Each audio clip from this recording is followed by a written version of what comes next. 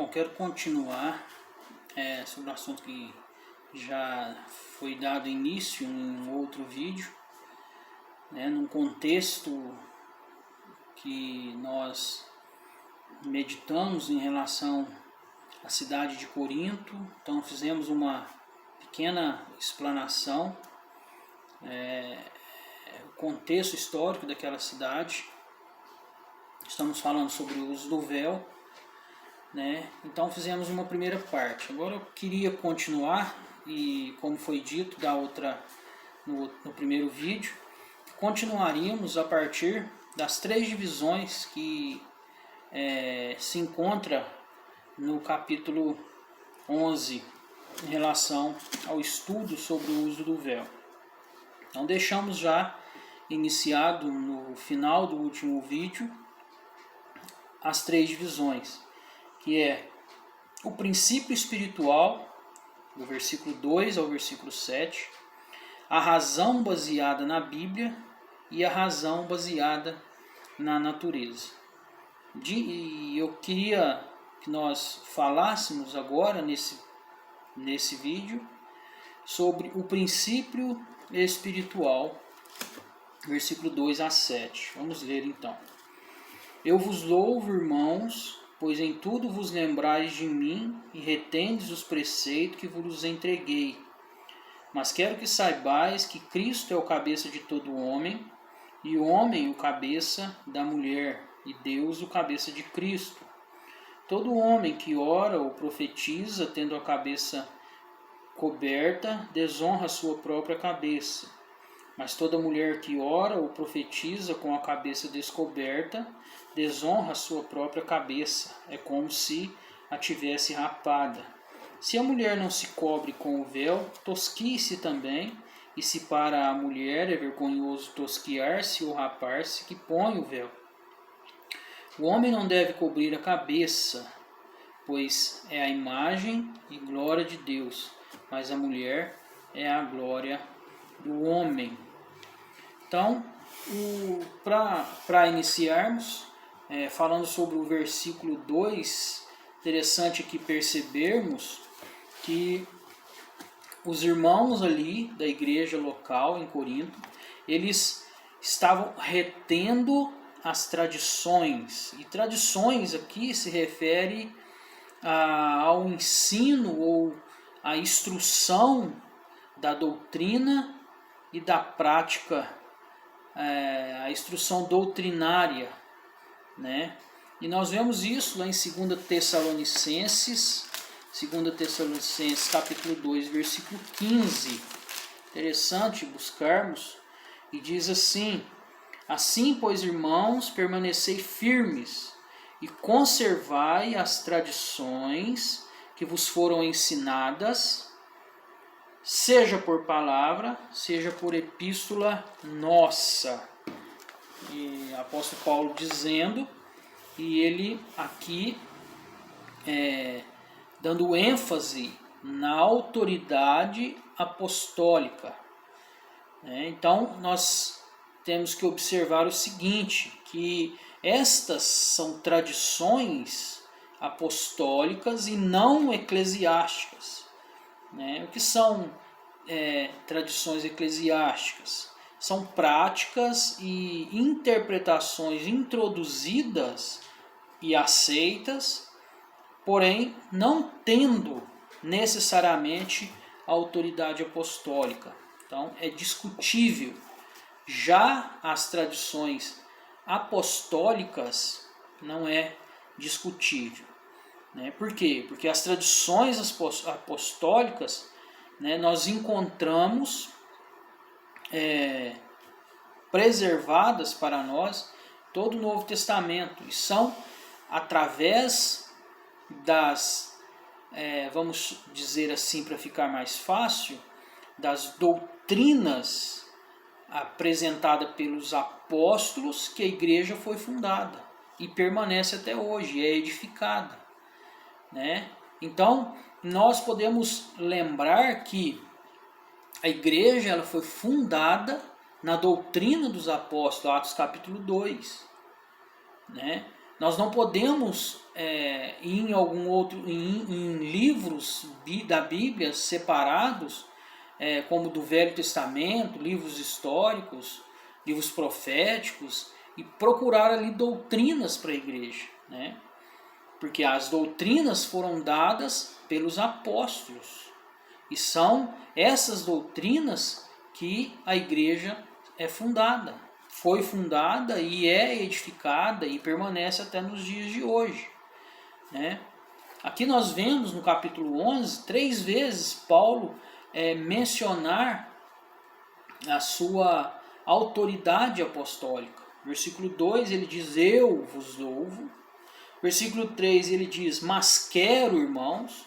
E lá no versículo 16 ele fala: nós não temos tal costume, né? Nós vamos ler depois sobre esses versículos. Então ele está chamando para si a responsabilidade. Versículo 15 ele cita os outros apóstolos para nós, né? E é na doutrina dos apóstolos que temos que nos firmar. E aqui eles estavam retendo essas tradições apostólicas, né? Eles estavam retendo. Paulo, de certa forma, está elogiando eles aqui, né? Está elogiando ele aqui. Versículo 3 diz assim: mas quero que saibais que Cristo é o cabeça de todo homem, e o homem é a cabeça da mulher, e Deus o cabeça de Cristo. Paulo, ele queria que entendessem aquilo que ele estava para declarar, quando ele disse aqui, né? Ele aborda a questão da prática, referindo-se a um princípio que é, neste caso, o princípio da liderança. O princípio da liderança. E ao declarar o princípio que governa a prática, ele indica com isso a possibilidade de a prática violar o princípio. Ao passar da prática para o princípio, ele deixa de lado a sugestão que isso era apenas um problema local de Corinto.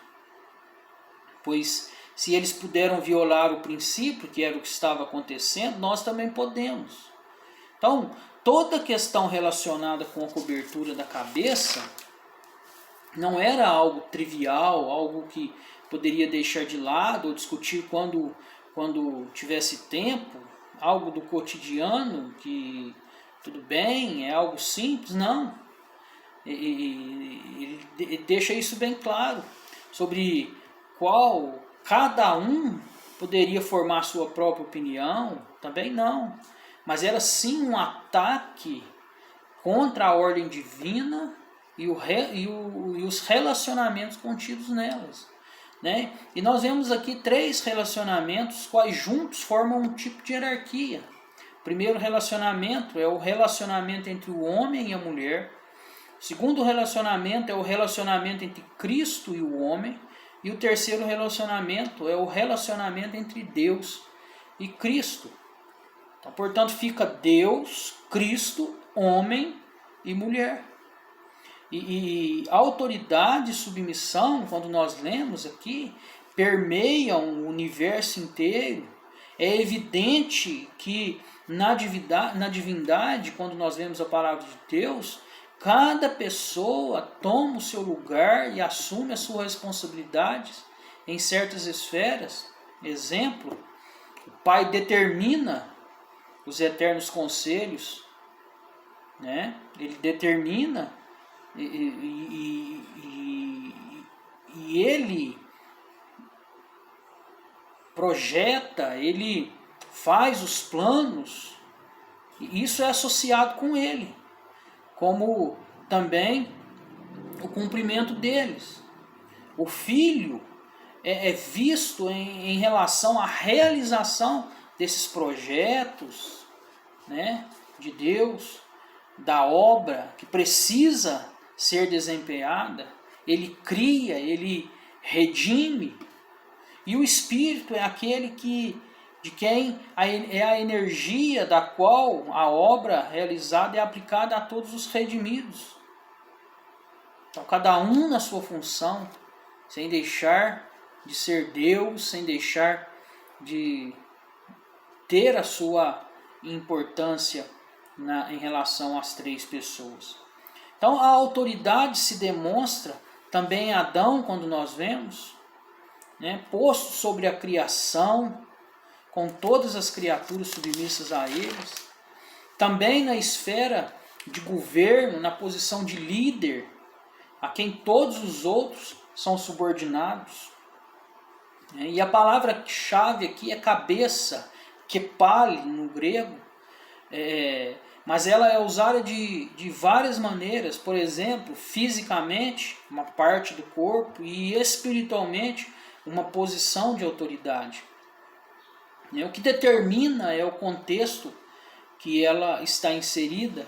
Por exemplo, no versículo 3 é a posição de autoridade que está em vista, e no versículo 4 e 5 é a parte do corpo, a cabeça física do homem e da mulher. O primeiro membro que nós vemos no versículo 3 é: Cristo é o cabeça de todo homem, de todo varão. Define seu lugar em relação à criação. Cada homem, quando nós percebemos isso aqui, é interessante vermos isso, cada homem ele sente naturalmente a necessidade de ter um cabeça, mas podemos perceber também que é só em Cristo,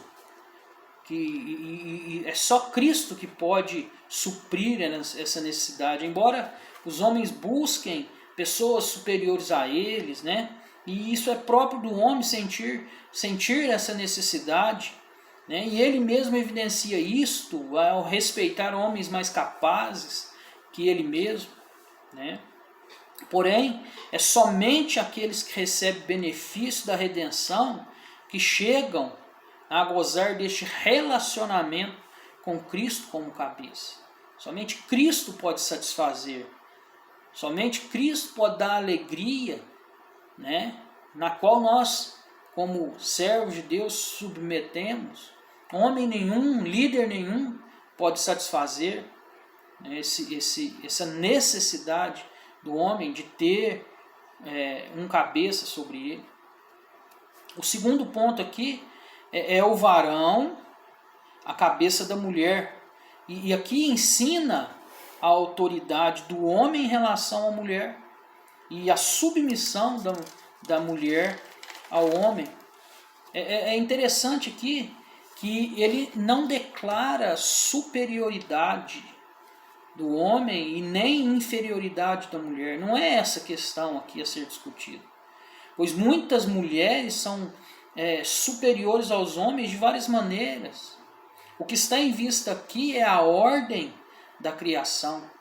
Primeiro Deus cria o homem, depois a mulher.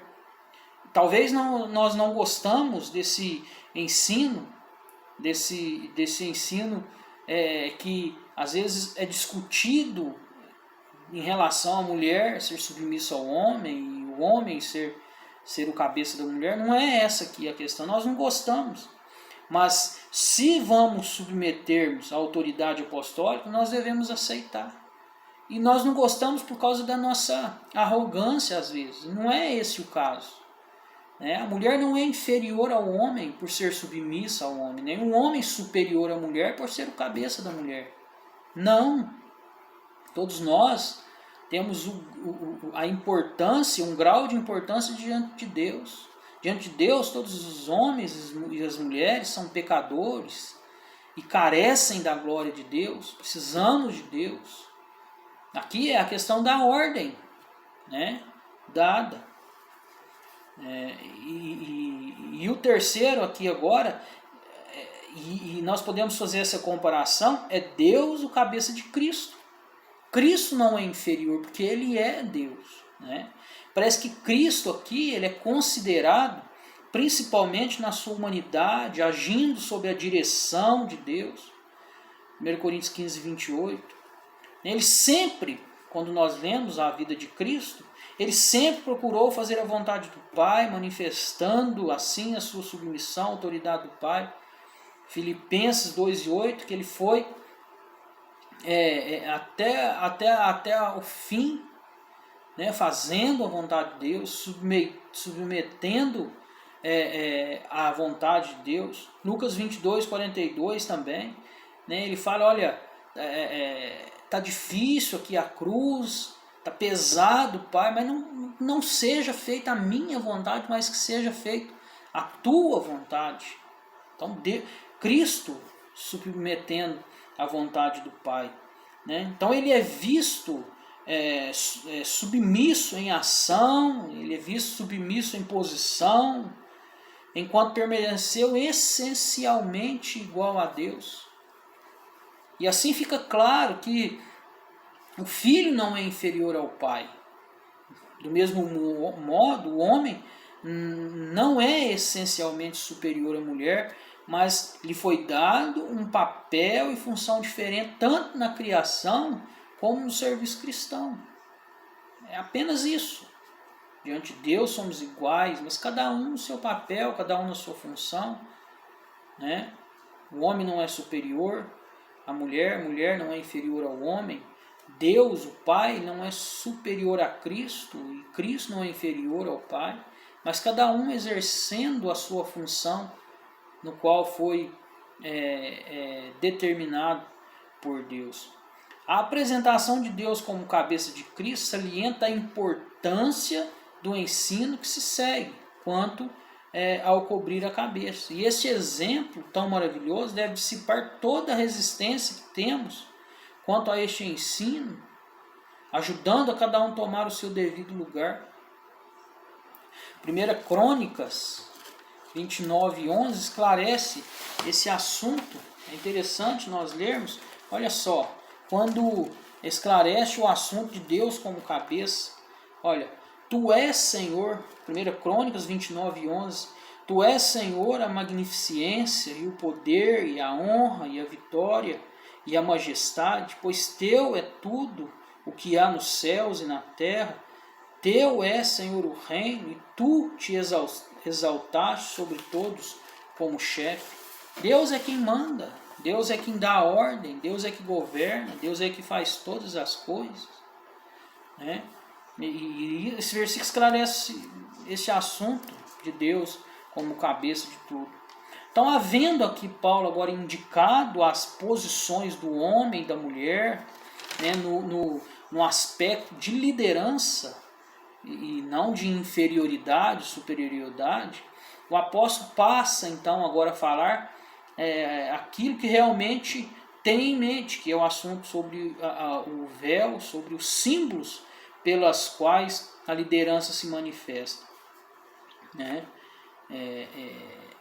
E ele ele explica sobre essa questão da liderança e depois ele passa agora para o assunto que ele realmente deve fazer, deve tratar.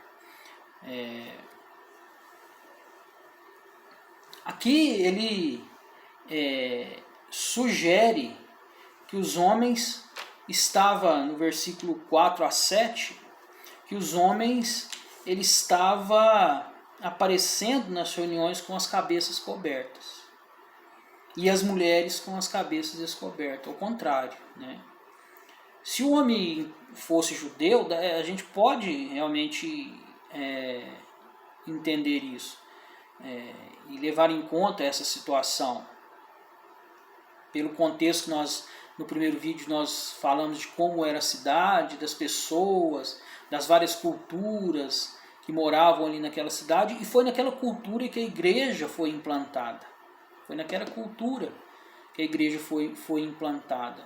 E pessoas tanto nativas como de outras culturas e nações viviam nessa cidade, né? E aqui no caso, se o homem ele fosse judeu, ele estava acostumado a cobrir a cabeça nos cultos públicos e provavelmente pensava que deveria continuar com este costume. Seria necessário então explicar-lhes que as instruções do Velho Testamento haviam sido postas de lado, né? Por exemplo, aqui nós podemos ver que Adão ele usava mitra, os sacerdotes ele usava tiaras, né? Porque estavam na presença dos sinais visíveis e tangíveis da presença de Deus, isto é, da arca e do propiciatório. Agora os símbolos eram obsoletos, né? E o homem agora ele é visto como a imagem e a glória de Deus, no versículo 7. Né? E essa glória não deveria ser coberta. Então, e Paulo está explicando isso para eles. Lembrando que no versículo 2, Paulo, ele elogia, dizendo que eles retêm as tradições. Né? E agora Paulo explicando, eles iriam entender isso. Eles eram salvos, sim, já tinham feito essa decisão na sua vida, eram salvos, tinham crido no Senhor, mas agora precisavam de ensino, né? E Paulo estava ensinando aqui como eles deveriam agir, tanto os homens quanto as mulheres, e em vários assuntos que permeiam a carta de 1 Coríntios, tantos assuntos que Paulo ensinou a eles. Né? E também parece aqui que as mulheres estavam supondo que por serem iguais aos homens em Cristo, que poderiam agir da mesma forma, precisavam também ser ensinadas. Porém, a mulher precisa entender a importância de cobrir a cabeça. Como eu disse, todos somos iguais, mas na questão de ordem, de autoridade, né? As mulheres precisam entender a importância de cobrir a cabeça. Por quê? Olha só o quanto é fácil de entender isso. Pois ela é a glória do homem, né? Que não deve ser exibida na presença de Deus. O que deve aparecer? A glória de Deus. E quem é a glória de Deus? O homem. Na questão de posição, na questão de ordem, né? O homem é a glória de Deus. Lembra de que nós falamos que Cristo é a cabeça do homem, Deus é a cabeça de Cristo, o homem é a cabeça da mulher. Então, no serviço público, o que deve aparecer é a glória de Deus. Né? E o homem é a glória de Deus. E o homem cobrindo a sua cabeça no exercício público de sua função, toma o lugar da mulher. Faz-se mulher, ele assume o lugar de submissão, como se tivesse uma cabeça humana sobre ele. Como a mulher tem, que é o homem, no caso. Né? Além da cabeça divina. O homem é a cabeça da mulher, mas Deus é o cabeça de todos. Né? Cristo é o cabeça de todos. Fazendo assim, ele desonrar Cristo, tirando dele a honra que lhe é devida como cabeça do varão. E desonra significa, a palavra aqui usada é desgraçar ou envergonhar. No grego aqui é kataishuno, eu não sei pronunciar exatamente, mas o significado é justamente esse, desgraçar ou envergonhar. Então, como então que a mulher envergonha o homem, que é sua cabeça? Ela nega a liderança do homem, ela proclama a sua independência do homem. Versículos 5 e 6, mas toda mulher que ora ou profetiza com a cabeça descoberta desonra sua própria cabeça, é como se estivesse rapada. Se a mulher não se cobre com o véu, tosquie-se também, e se para a mulher é vergonhoso tosquiar-se ou rapar-se, que ponha o véu. Aqui entra na questão da mulher falar ou não nas reuniões. Mas não é este o assunto que nós estamos falando. Estamos falando sobre a cobertura. Né? Em uma outra oportunidade podemos falar sobre isso. Mas deixando bem claro que no capítulo 14, Paulo fala assim, versículo 34. As mulheres estejam caladas nas igrejas. Não lhes é permitido falar, mas estejam submissas, como também ordena a lei. Aqui Paulo está falando sobre o véu e para ele relatar isso, ele precisava usar esses termos ditos aqui. No momento oportuno, lembrando que Paulo estava respondendo perguntas, né?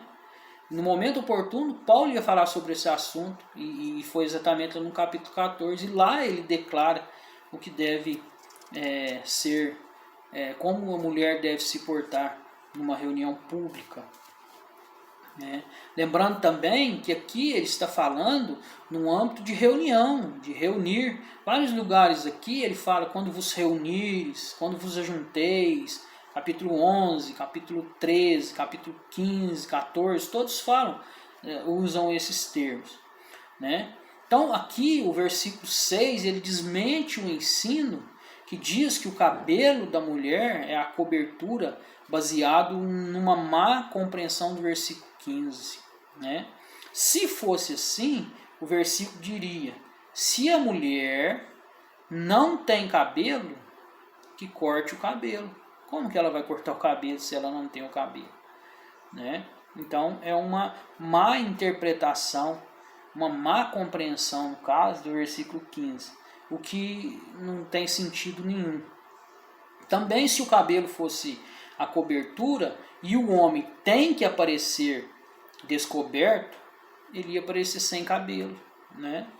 Então, logicamente que o homem não deve ter cabelo nenhum, se a compreensão correta for essa, mas não é, como nós vimos. Então, a mulher que participa publicamente nas reuniões com a cabeça descoberta está almejando igualdade com o homem, está desonrando a sua cabeça, o homem, recusando aceitar a posição singular que ele ocupa por designação divina, porque é como se estivesse rapada, está desobedecendo a ordem de Deus. Se a mulher não se cobre com o véu, diz que tosquie-se também. Exige que ao recusar cobrir a cabeça, ela deve ter seu cabelo cortado. Né? Versículo 5, a recusa de cobrir a cabeça é equivalente aos olhos de Deus a não ter cobertura alguma. Né? O verso 6 manda que ela corte o cabelo, ou rape, né? Fazendo assim, ela indicaria que recusa estar sujeita ao homem, a Cristo e a Deus. Mas visto ser para a mulher uma vergonha ter seu cabelo tosquiado ou rapado, que cubra a cabeça. Né? Se ela quiser agir como homem, estando presente com a cabeça descoberta, sem véu, então que seja consciente e tenha o cabelo rapado ou tosquiado. Se o cabelo comprido e cabeça coberta da mulher expressam seu reconhecimento da liderança do homem, então sua cabeça descoberta e cabelo rapado ou tosquiado declaram sua insubordinação ao homem. Ou seja, a desobediência à ordem dada a Deus. E desobediência, no caso, é pecado. Versículo 7. O homem não deve cobrir a cabeça, pois é a imagem e glória de Deus, mas a mulher é a glória do homem. O homem não deve cobrir a sua cabeça, porque ele é a imagem e glória de Deus. Fazer isso seria negar a sua posição na ordem da criação. Nós vemos por aí homens de chapéu, de boné, estão desobedecendo a Deus. Mas isso não significa nada, porque nós também não sabemos se essas pessoas são realmente servos do Senhor. Imagem aqui é a representação visível, e a glória é o esplendor de excelência moral. Esta glória não deve ser coberta.